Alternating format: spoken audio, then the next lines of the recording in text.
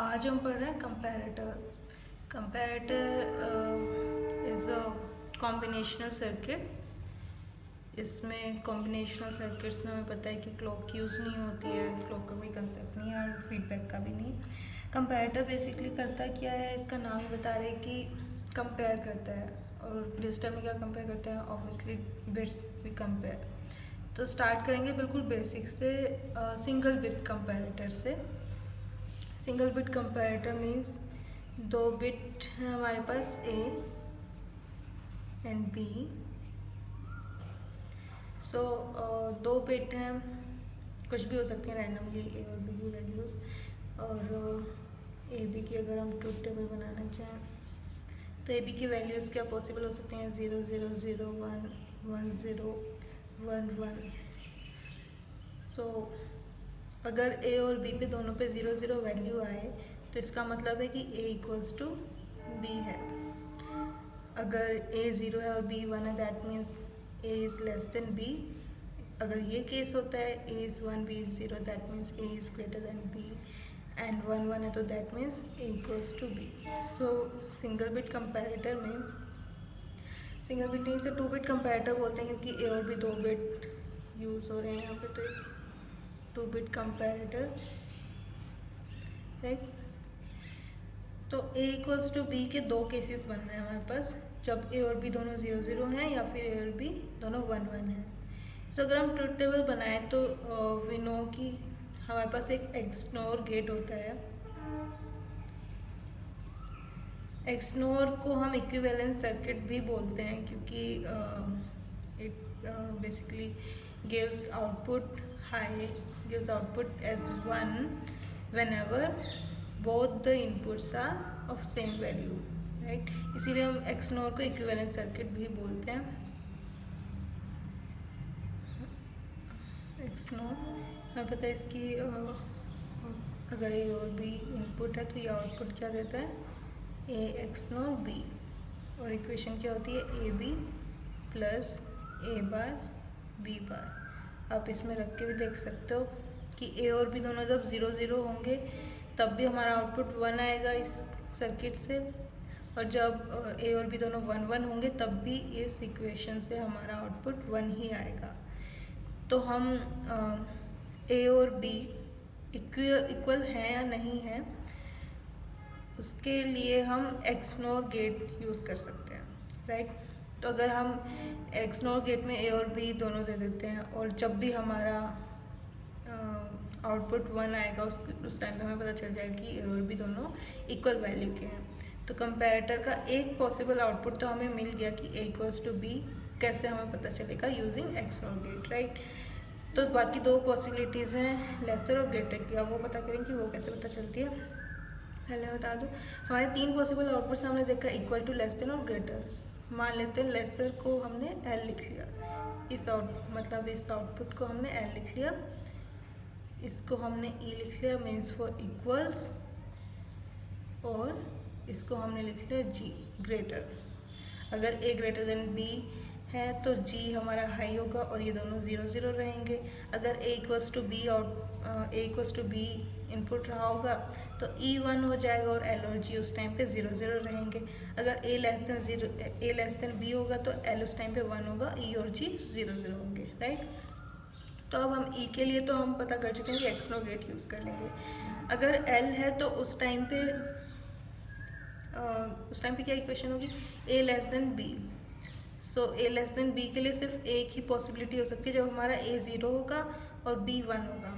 जैसे सिंपली आप इसकी इक्वेशन क्या लिख सकते हो, ए 0 का मतलब ए बार एंड बी 1 है तो ए बार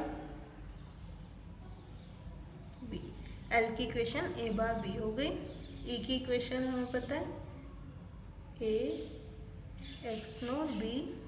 अब जी की इक्वेशन क्या बनेगी, जी A is greater than B, यानी ए जब 1 होगा बी जब 0 होगा तब मेरा जी हाई होना चाहिए। उसके लिए मैं कौन सा गेट यूज़ कर सकती हूँ, ए इंटू बी बार।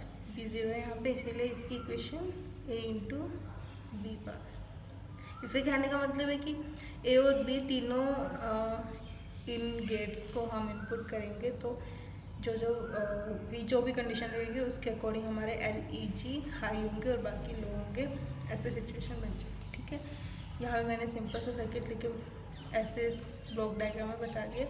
अदरवाइज अगर आप इसका पूरा सर्किट एक्सपेंड करोगे तो प्रॉपर गेट्स डिज़ाइन करने पड़ेंगे आपको, नॉट एंड XNOR ये सब। ठीक है, तो अभी कोड बनाने के लिए इतना काफ़ी है हमारे लिए पढ़ना।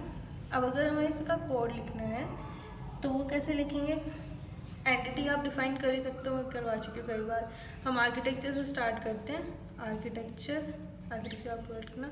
आर्किटेक्चर का नेम ऑफ एंटिटी नेम, या आर्किटेक्चर नेम और एंटिटी नेम अपनी मर्जी से जो भी देना चाहें वो दे सकते हैं, इज़। उसके बाद हम आर्किटेक्चर को बिगिन करते हैं। बिगिन करके इनपुट में तो मुझे पता है कि A और B एंटिटी जब मैं डिक्लेयर करूँगी तब मैं A B को इन बिट लिखूँगी, LEG को आउट बिट लिखूँगी। बट उसके अलावा भी हम कुछ सिग्नल्स यूज़ करेंगे। उन सिग्नल्स को हम यहाँ डिफाइन कर देते हैं। Signal bar A bar B,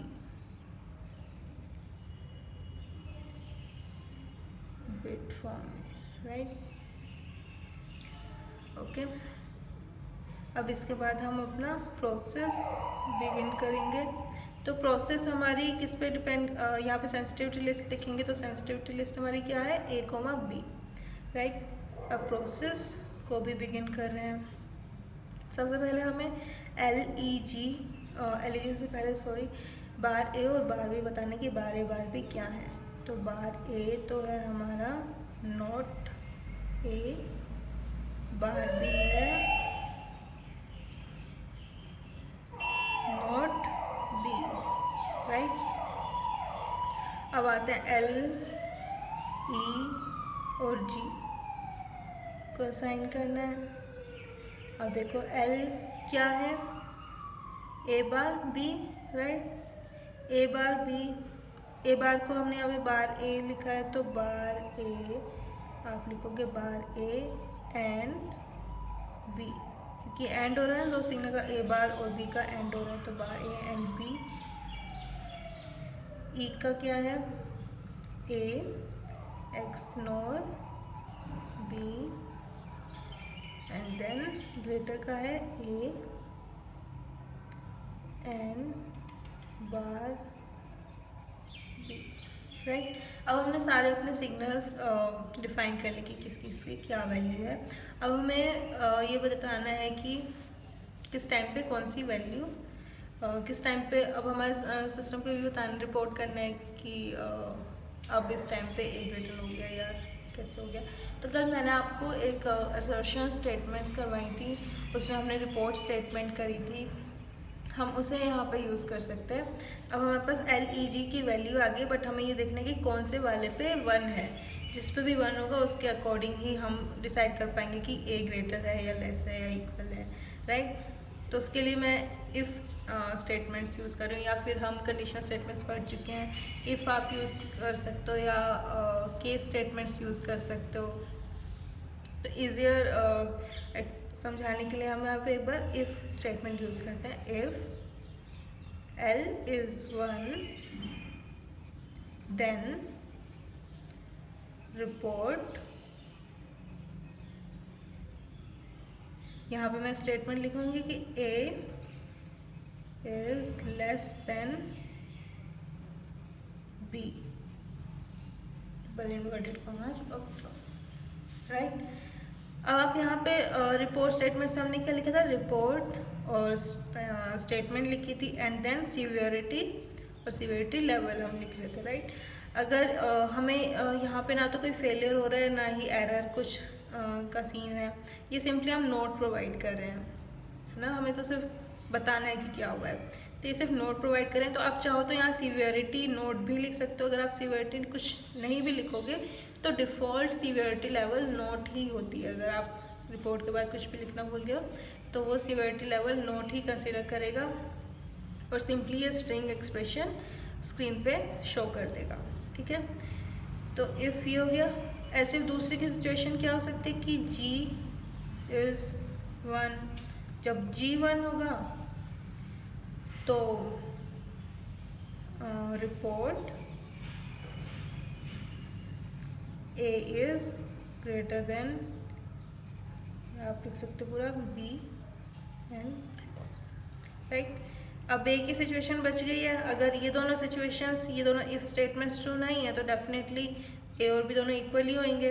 else report A is equal to B, right. Then ये स्टेटमेंट क्लोज। एंड उसके बाद हम क्या करेंगे, end if statement, then process start किया जाए तो end process, and there is in the last end architecture, right. So इस तरह से आप अपने कंपैरेटर का कोड लिख सकते हो। ये अभी हमने 2 बिट कंपैरेटर किया है, मतलब कि हमारे पास ए में सिंगल बिट आ रही है, बी में सिंगल बिट आ रही है, तो इनपुट पे 2 बिट आ रही है, 2 बिट को आपस में कंपेयर कर रहे हैं। हम 4 बिट कंपैरेटर्स भी बना सकते हैं, मतलब कि ए हमारा जो है उसमें 2 बिट होंगी, बी में 2 बिट होंगी, और आप उन 2 बिट का ट्रूथ टेबल बनाओगे, उसको आप करके आप अपनी ट्रूथ टेबल बनाना, सर्किट बनाना, LEG को डिफाइन करना, एंड देन इस तरह से आप कोड लिख के उसको इम्प्लीमेंट कर सकते हो, राइट। आपको समझ आएगा। Thank you.